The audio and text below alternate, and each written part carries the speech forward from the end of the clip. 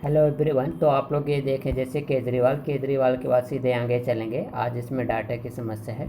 तो इसमें आप लोग जब देखें गुड़ी पड़वा कब मनाया जाए, तो आप लोग जब देखेंगे जैसे ये महाराष्ट्र वाले एरिया में मनाया जाए तो गुड़ी पड़वा के बाद आप लोग अगले आर्टिकल में जैसे मूव करेंगे तो यहाँ रह जाएगा जैसे एक जामीन affidavit of Rajiv Gandhi Chandrashekhar election commission to CBDT के द्वारा। तो सीबीडीटी के बारे में आप लोग याद रखिएगा। तो सीबीडीटी क्या है, तो सीबीडीटी के बारे में इन्फॉर्मेशन ये रखना। जो सीबीडीटी को क्या है, इलेक्शन कमीशन ऑफ इंडिया के द्वारा सीबीडीटी को जानकारी दी गई कि सीबीडीटी क्या करे। जो बीजेपी के नेता है ना, तो बीजेपी के नेता के खिलाफ जो एफिडेविट किया गया तो उसकी जाँच करे। फिर अगला आर्टिकल पे हम लोग मूव करेंगे तो उसमें रहेगा candidate have a right to privacy from voter rule supreme court के द्वारा यह रूल यानी कि नियम बनाया गया। जितने भी कैंडिडेट है तो कैंडिडेट को क्या कर दिया गया, आर्टिकल नंबर 21 के तहत उसको प्राइवेसी को उसको अधिकार प्राप्त है। इसलिए आप लोग जब देखें वोटर्स के लिए अपनी पूरा रिकॉर्ड खुलासा नहीं कर सकते।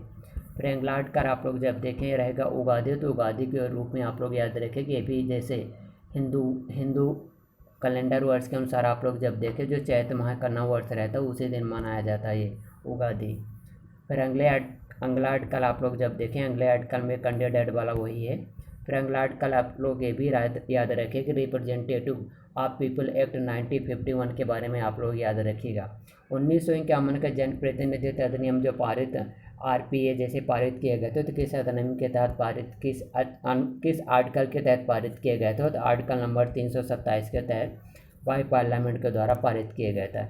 यदि इसमें रहता है कि किसी जैसे पार्लियामेंट से संबंधित कोई मेंबर हो गया, एमपी हो गया या एमएलए हो गया, तो दोनों में से अगर किसी को आप लोग जब देखेंगे जैसे सदस्यता से संबंधित कुछ चुनौती आती हैं तो इसी अधिनियम के तहत उनको अवैध घोषित कर दिया जाता है। इसमें भी रहता है कि निर्वाचन क्षेत्रों का परिसीमन इसी अधिनियम के तहत किया जाता है। और साथ ही साथ ये भी देखें कि सांसद के प्रत्येक राज्य जैसे विधान में दोनों सदनों के दोनों के लिए क्या रहेगा, मेंबर के लिए क्वालिफिकेशन का इसी में जानकारी दी रहेगी। राइट, इसको आप लोग याद रखिएगा।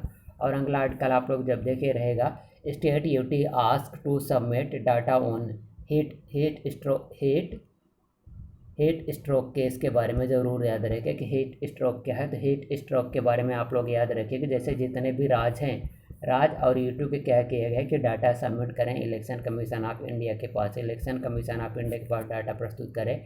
जैसे हीट स्ट्रोक के बारे में आप लोग को याद रखें कि जैसे अकॉर्डिंग टू आईएमडी के अनुसार क्या इन्फॉर्मेशन दी गई है कि वर्तमान में जितना भी टेम्परेचर बढ़ रहा है, तो हीट स्ट्रोक के बारे में याद रखिए कि हीट स्ट्रोक उसे बोलते हैं जिस एरिया का मतलब समान से टेम्परेचर 4 से 5 सेल्सियस अधिक हो जाए तो उसी को बोलते हैं हीट स्ट्रोक के रूप में जाना जाता है।